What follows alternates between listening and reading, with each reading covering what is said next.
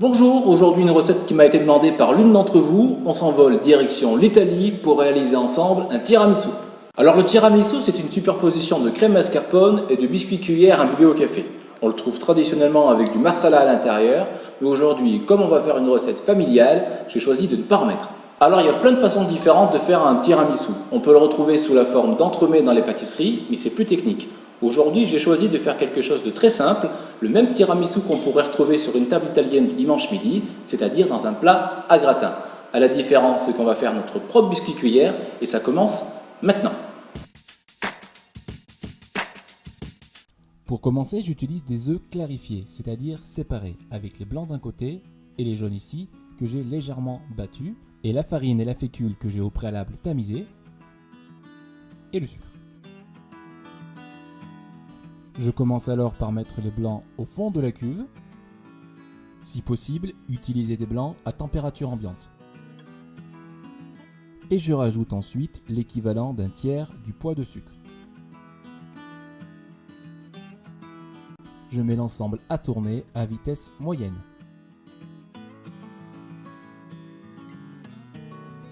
Lorsque le fouet laisse un sillon dans les blancs, je rajoute la deuxième partie.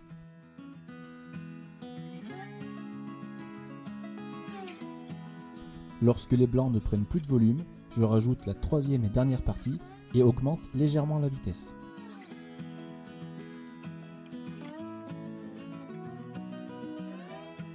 Une fois les blancs suffisamment serrés, j'arrête le robot.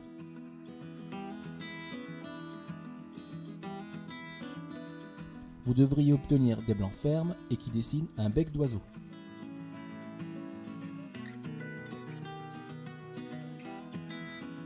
Je rajoute maintenant les jaunes.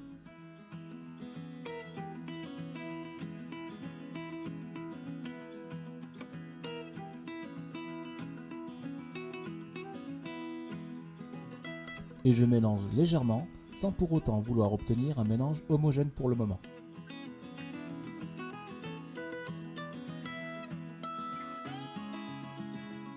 En pluie, je verse le mélange farine et fécule tamisé.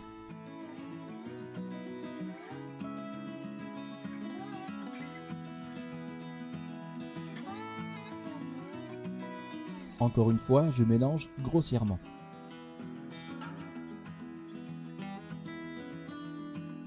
Je verse alors le restant des poudres et je mélange.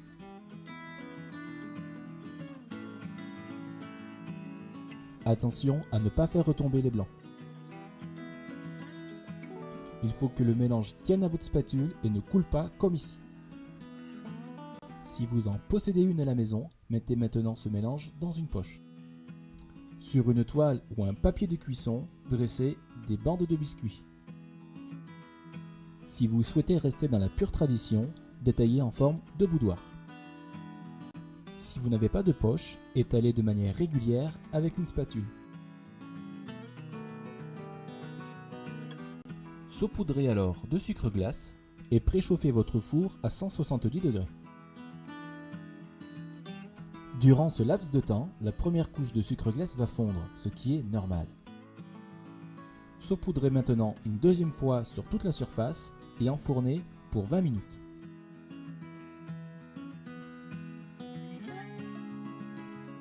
Le biscuit est cuit et une jolie croûte dorée s'est formée sur le dessus. Vous pouvez le réserver avant de passer au sirop de café.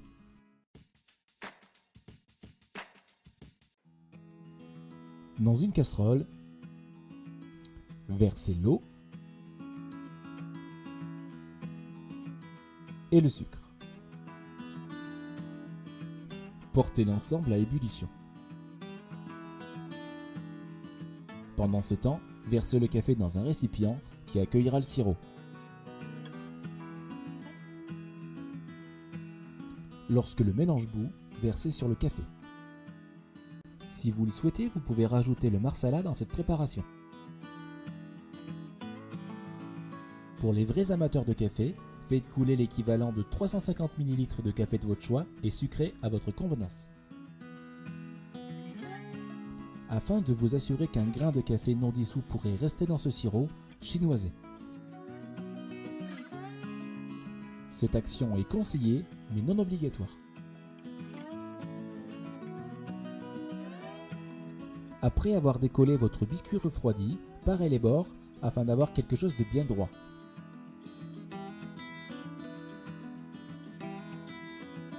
Et détaillez ensuite 2 rectangles de la taille de votre moule. Notez ici l'épaisseur que le biscuit doit avoir. Déposez-le sur une grille.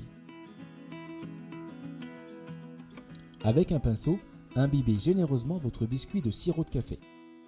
Cette opération peut aussi être réalisée directement à même le moule, mais attention à l'excès de café qui pourrait humidifier de trop la mousse mascarpone. Votre biscuit est assez imbibé lorsque, comme ici, le sirop n'est pas bu immédiatement.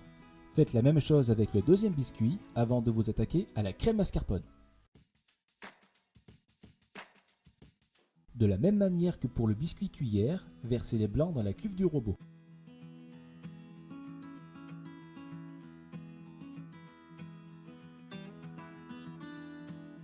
Ainsi que la première partie du sucre et faites tourner toujours en vitesse moyenne.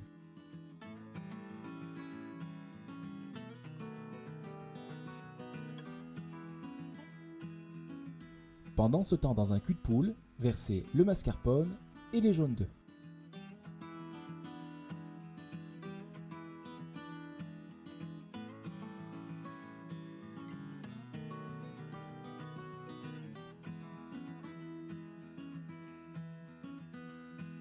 Mélangez l'ensemble énergiquement jusqu'à obtenir un mélange très homogène.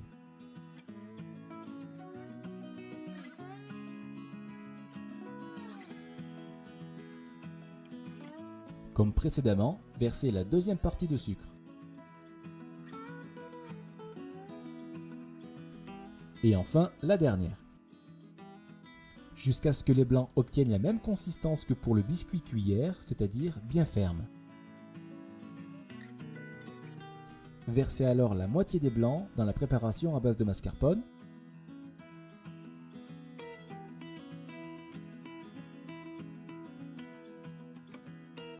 Et mélangez brièvement.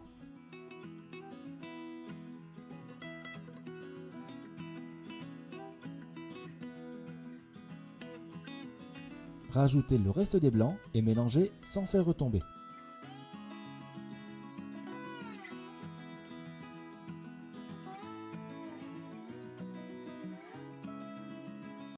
Terminez à la maryse pour parfaire le mélange.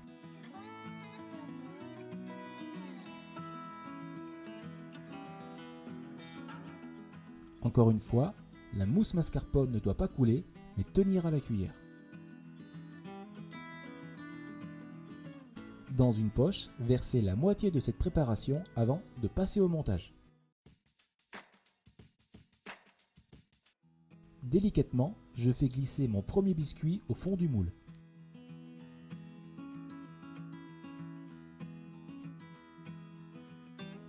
Et j'appuie légèrement afin d'avoir quelque chose de bien plat.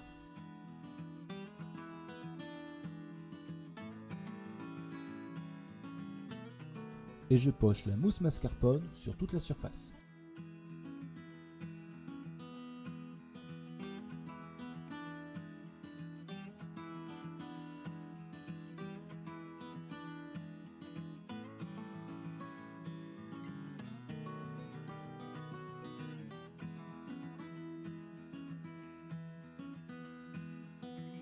À nouveau, je dépose le deuxième biscuit.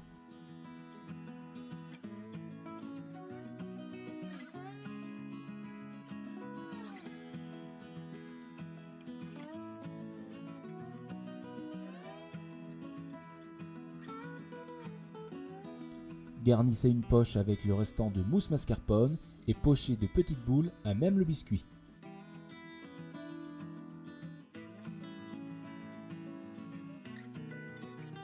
Si vous n'avez pas de poche, versez directement la mousse sur le biscuit et lissez à l'aide d'une spatule. Il est important de laisser le tiramisu une nuit au frigo avant de passer au décor.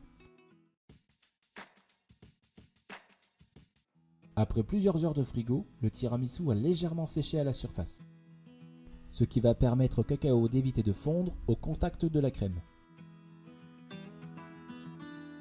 De plus, cette période va permettre aux arômes de se diffuser à l'intérieur du gâteau, on appelle ça la maturation.